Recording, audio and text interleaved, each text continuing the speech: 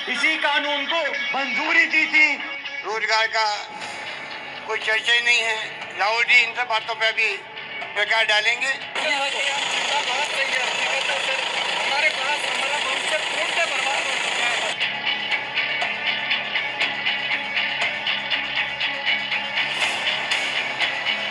नमस्कार, राजनीतिक खबरों के सबसे दिलचस्प ठिकाने में मैं रूपेश मिश्रा आप सभी का स्वागत करता हूं। दो पल में जान जाओगे सरकारों की असलियत, एक बार बेरोजगारों की टोली में आकर तो बैठो। जी हाँ, राजस्थान में सचिन पायलट बनाम अशोक गहलोत के बीच सियासी वर्चस्व की जंग तो बदस्तूर जारी है, लेकिन इसी बीच बेरोजगारों का मुद्दा भी खड़ा हो गया है। क्योंकि बड़ी बात यह है कि बेरोजगार यानी एलडीसी अभ्यर्थी अपनी मांगों को लेकर जहां सरकार बाड़े में बंद है वहां तक पहुंच गए। लेकिन उसके बाद बेरोजगारों के साथ क्या हुआ? क्या सरकार के किसी नुमाइंदे ने उनसे बातचीत की? क्या जिस प्रकार की वो राहत चाहते थे वैसी राहत, वैसा आश्वासन सरकार की ओर से दिया गया? उसे विस्तार से समझने के लिए देखिए हमारी खास वीडियो। धन्य हो सियासत और धन्य हो सियासी वादे। राजस्थान में सत्ता का महासंग्राम चरम पर है। खेल कुर्सी का है, लिहाजा हर मुमकिन दांव चले जा रहे हैं। लेकिन इसी बीच बेरोजगारों के प्रदर्शन ने नई मुश्किल खड़ी कर दी है। दरअसल सत्ता में विराजमान होने के लिए सियासतदान हर बार बेरोजगारों को छलते हैं। घोषणा पत्र में किस्म किस्म के वादे भी किए जाते हैं। बेरोजगार उनके वादों पर एतबार भी करते हैं, लेकिन जब वक्त पूरा करने का आता है तो सियासी चौसर के खिलाड़ी मुकर जाया करते हैं। खैर, बेरोजगारों का दर्द भी बेइंतहा है, लिहाजा करे भी तो क्या।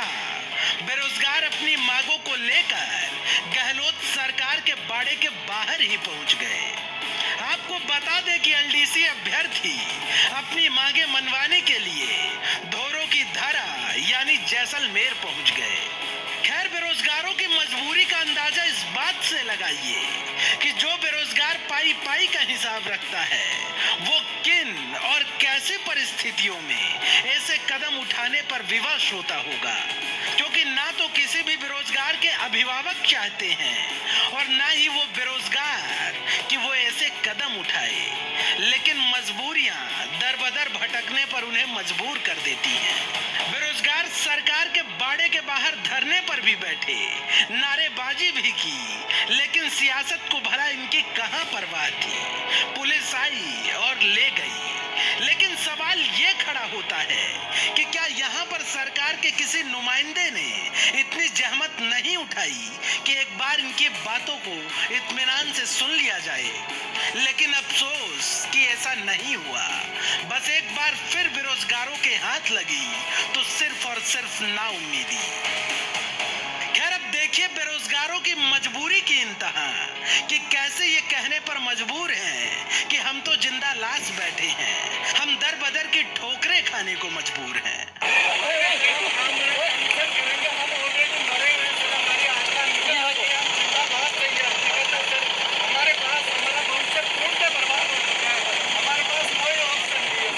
दरअसल इन बेरोजगारों की सत्ता में विराजमान निजाम से ख्वाहिश सिर्फ इतनी है कि एलडीसी भर्ती 2018 में अंतिम परिणाम के बाद ओबीसी और जनरल के 587 पदों पर जो कटौती की गई है, इस फैसले को सरकार फौरन वापस ले। हमारी माननीय मुख्यमंत्री जी जो सरकार भर्तियों को लेके काफी संवेदनशील है, उनसे सिर्फ एक ही मांग है कि माननीय मुख्यमंत्री जी हमारी इन काटी गई पदों को जोड़ के 12,906 पदों पर जो विज्ञापित सीटें थी उन पे परिणाम जारी किया जाए। आपको बता दें कि एलडीसी अभ्यर्थी अपने हक की लड़ाई हर मोर्चे पर लड़ रहे हैं। कभी राजधानी जयपुर में प्रदर्शन करते हैं तो कभी सोशल मीडिया का सहारा लेकर सरकार का ध्यान आकर्षण चाहते हैं। लेकिन लंबे अरसे से लड़ी जा रही इस लड़ाई पर अभी भी सरकार कोई ठोस कदम उठाते नजर नहीं आ रही है, क्योंकि सरकार अभी सिर्फ विधायकों की मांगों पर ध्यान दे रही है, क्योंकि हालात विकट हैं। Bureau report, the fact India.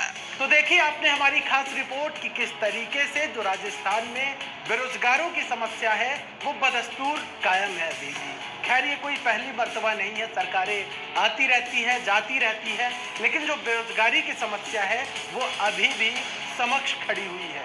लेकिन यहाँ पे बड़ा सवाल ये है कि जो राजनीतिक दल, जो पार्टियां सरकार चुनाव के वक्त जिस प्रकार के बड़े बड़े वादे करती हैं बेरोजगारों को लेके, आखिर उन्हें वक्त रहते पूरा क्यों नहीं किया जाता।